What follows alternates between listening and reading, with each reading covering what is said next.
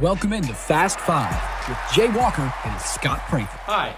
Hi. Fast Five. Time to go. True or false? Alabama will win their 5th national title in 8 years on Monday in their rematch with Clemson. True. Alabama's just really good, and they're really good defensively. I know they gave up 40 to Clemson last year. That's not going to happen this time around.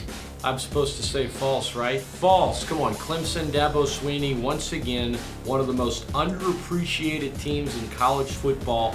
All the talk was about Ohio State before their game with Clemson. Clemson goes out, they skull drag them. No one thought they'd even hang last year. Saban had to come up with an onside kick to steal a possession. How about the Tigers? Battle round.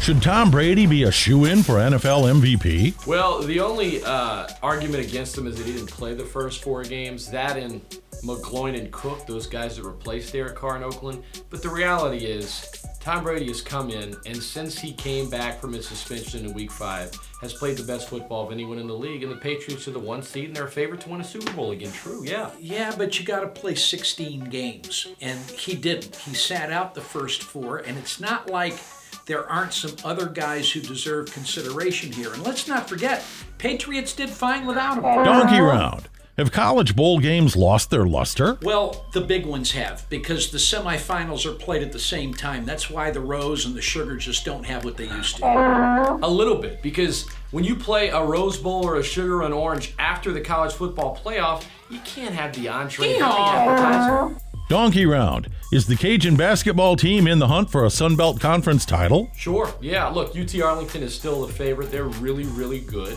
But you can't deny the fact that the Cajuns are 11-4. In the hunt, perhaps, but what he said, UTA is very, very good, and I think right now they're easily the favorite.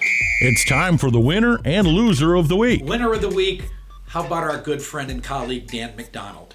Dan McDonald is going to get an award from the Louisiana Sports Writers Association, the Distinguished Service Award, which is the biggest award you can get as the member of the media. Dan is probably as humble a human being as you're ever going to find, and he certainly didn't toot his own horn to try to get recognition, but he's got it because he deserves it. Congrats, Dan. We're happy for you. Without question, you deserve it. Loser of the week.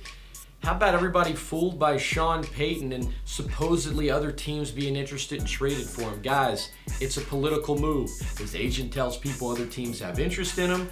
The Saints get their butt beat by Atlanta. They finish 7-9 for the 3rd straight season, and yet the day after the end of the season, folks are asking Drew Brees about, don't you want Sean Payton to come back? And his response, of course I do. And suddenly the narrative amongst the fan base makes you kind of appreciate him a little bit more, instead of saying, geez, you know what? You're the highest paid coach, 3 straight 7-9 seasons. It's kind of must, do or die next year.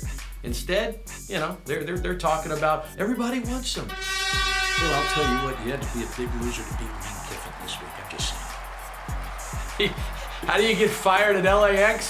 How do you top that? You get fired a few days before the national championship game. Fired.